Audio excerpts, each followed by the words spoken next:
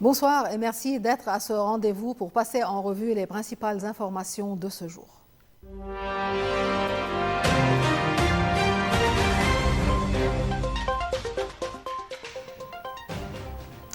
Au Liban, Israël intensifie ses bombardements pour la 4e journée consécutive. Après un appel inédit de l'armée israélienne à évacuer toute la banlieue sud de la capitale, la panique s'est emparée de la ville. Le ministre des Finances israélien Bezalel Smotrich menace. Vous verrez, la banlieue sud de Beyrouth sera bientôt comme Khan Younes à Gaza. Une déclaration cynique sur fond d'ordre d'évacuation israélien d'une ampleur inédite, demandant aux habitants de toute la banlieue sud de Beyrouth d'évacuer immédiatement. C'est la première fois que l'armée israélienne appelle à l'évacuation totale de quartiers de la banlieue sud de Beyrouth. L'armée israélienne insiste. Il est formellement interdit de se diriger vers le sud, toute tentative exposant les civils à un danger immédiat. Dans un message diffusé sur les réseaux sociaux, le porte-parole arabophone de l'armée israélienne, Avichai Adraï, a exhorté les habitants à sauver leur vie et quitter la zone sans délai, en indiquant des itinéraires vers le nord et l'est du pays. Immédiatement après cette annonce, d'importants embouteillages se sont formés dans plusieurs quartiers de la capitale. Des tirs en l'air ont été entendus dans la banlieue sud pour alerter la population, alors que des centaines de milliers d'habitants tentaient de quitter ce bastion du Hezbollah. La panique s'est emparée de la capitale libanaise. Dans les rues de Beyrouth et sur les principaux axes routiers autour de la capitale, des embouteillages monstres se sont formés alors que les 700 000 habitants de la banlieue sud de la capitale s'empressaient de quitter les lieux. En parallèle, l'armée israélienne continue de frapper le sud du pays. Des frappes aériennes ont visé Sha'ra, Qaqaïat el-Josr, Yuhmur el-Shqif et Siddiqin. Des tirs d'artillerie lourde ont également visé Khiam. Les frappes israéliennes du jour ont tué au moins 12 personnes au Liban Sud et dans la Bekaa. Le Hezbollah, de son côté, dit avoir frappé un complexe de l'industrie militaire israélienne au sud d'Acre, à environ 20 km en ligne droite de la frontière avec le Liban.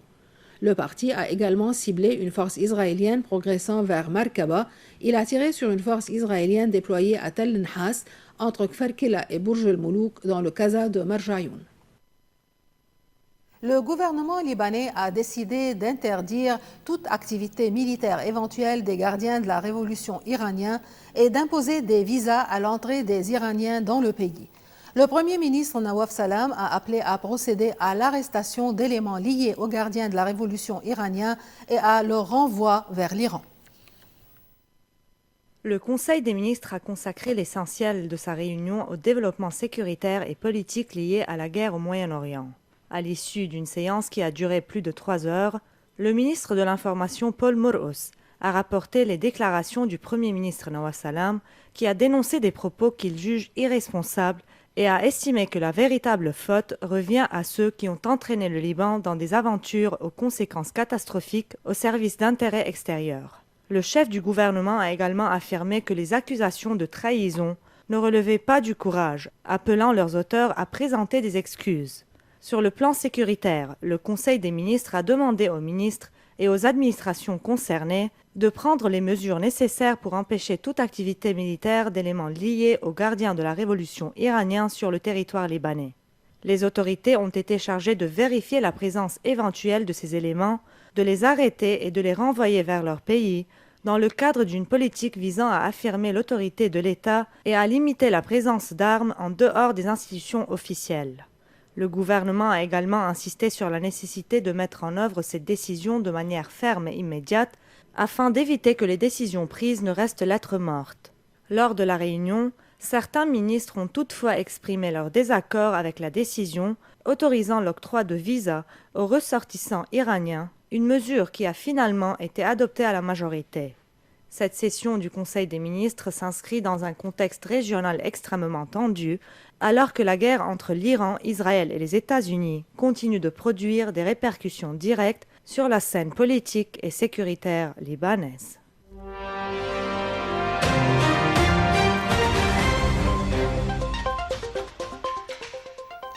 La guerre au Moyen-Orient entre dans son 6e jour avec une intensification des attaques et une extension des tensions dans toute la région. L'Iran affirme avoir visé l'aéroport de Tel Aviv et plusieurs cibles israéliennes, tandis que des explosions ont été entendues dans plusieurs capitales du Golfe. En parallèle, les répercussions économiques et diplomatiques du conflit continuent de s'étendre.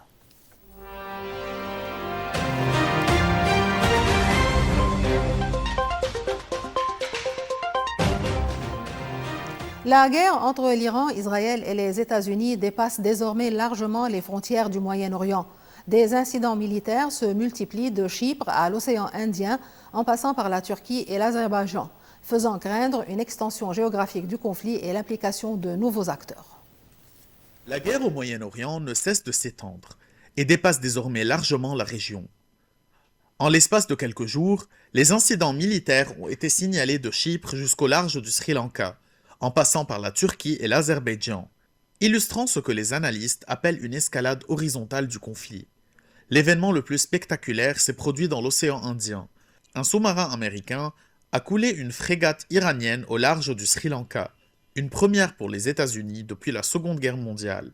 L'attaque a fait des dizaines de marins tués et intervient près de côtes de l'Inde, puissance régionale qui entretient à la fois des relations avec Washington, Tel Aviv et Téhéran.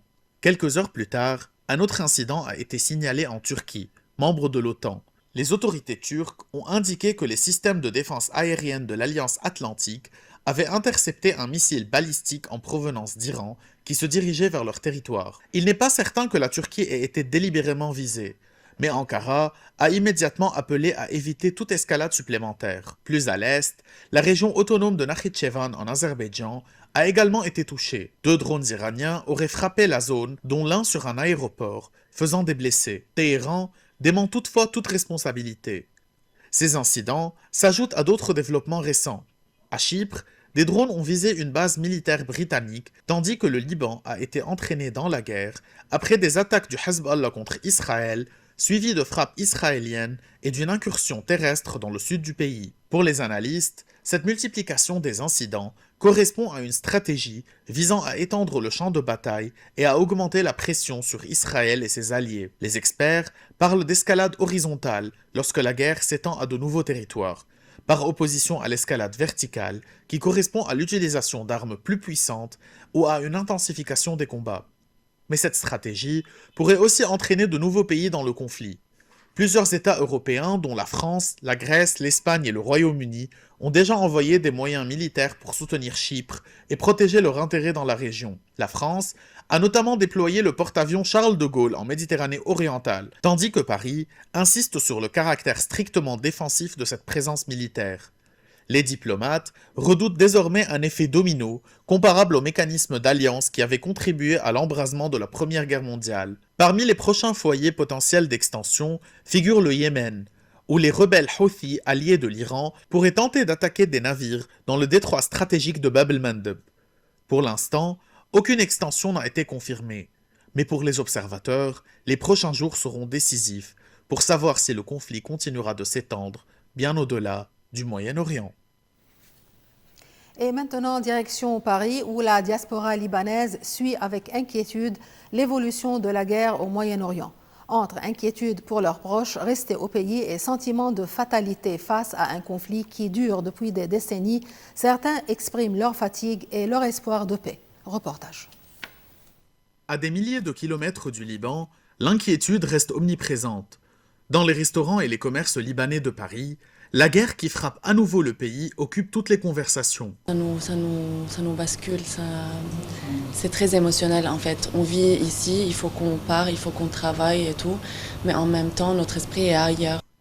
Depuis le début du conflit, entraîné par l'attaque du Hezbollah contre Israël après la mort du guide iranien Ali Khamenei, le Liban subit frappes et incursions israéliennes. Pour la diaspora, l'angoisse est d'autant plus forte que leurs familles vivent toujours sur place. C'est trop dur, ça fait mal au cœur. C'est notre pays. Ça. Mais pour certains Libanais installés en France depuis des décennies, ce cycle de violence semble malheureusement familier. Par rapport à tout ce conflit, c'est qu'on ne va jamais finir. Moi, je suis venue il y a plus de 35 ans et c'était déjà la guerre, c'était déjà la fin de notre guerre. Et là, ça continue. Donc c'est une guerre perpétuelle. Malgré la fatigue et la peur, beaucoup gardent le même espoir, celui d'une paix durable au Moyen-Orient. Et sur ce, nous achevons ce journal. Merci et bonsoir.